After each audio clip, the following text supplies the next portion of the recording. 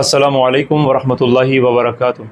تمام اہلیان اسلام امت رسول اللہ صلی اللہ علیہ وآلہ وسلم کو عید میلاد النبی حضرت محمد مصطفیٰ صلی اللہ علیہ وآلہ وسلم بہت بہت مبارک ہو،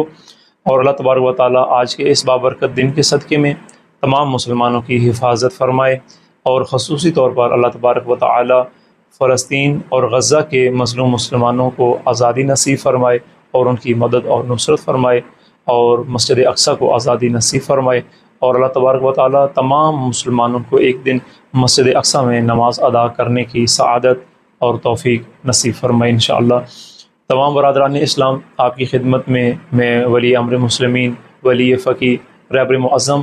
حضرت سید علی خامنائی حافظ اللہ تعالی کی طرف سے ایک پیغام ہے وحدت امت کے نام سے، جو سوشل میڈیا پہ بھی نشر ہو چکا ہے۔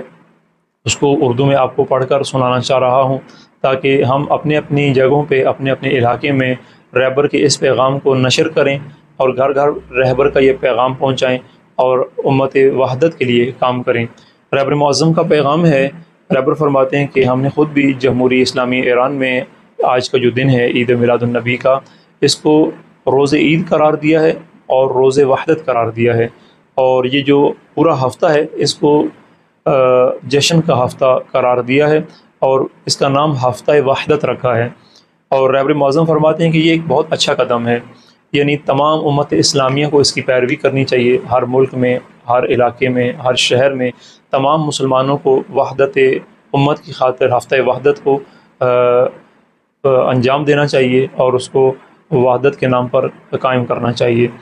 اور رہبر معظم فرماتے ہیں کہ یہ جو وحدت ہے اور یہ جو اتحاد ہے، یہ صرف رسمی طور پر نہیں ہونا چاہیے، خالی بینر چھپوا لینے سے، اعلان کروا لینے سے، یا خالی نام رکھنے کا نام ہفتہ وحدت نہیں ہے، بلکہ آپ عملی طور پر